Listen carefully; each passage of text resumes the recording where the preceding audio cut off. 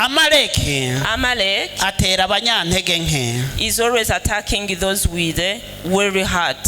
abo bafite intege nke basigaye inyuma. Those who are always behind, that are tired. inshuti yanje ndagushishikariza So I argue, my wa muri mu friends, bimbere put yourself always in front. niba hageze gusenga uje mu bimbere. If there is time to pray, go niba hari in front to gusengwa pray. utanga abandi bose uzi imbere yabo. If there is always a time of prayer, please come in front before niba hari others. amashimwe yo gutanga utanga amashimwe.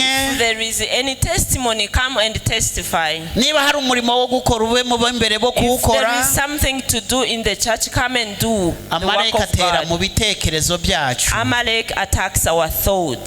agatushiramo ibitekerezo biri negative. And he plants negativity in our hearts. akakwereka abakwanga. He shows you those who hate you. akakubwira ngo Imana ntabwo muri kumwe. Tells you that God is not with you. igihe cyose utangiye gutekereza ngo Imana ntabwo muri kumwe. Every time that you start thinking that God is not Amaleke ahita with you, gutera. Amalek, or he attacks immediately. business yawe igatangira kugenda nabi. Your business starts going down.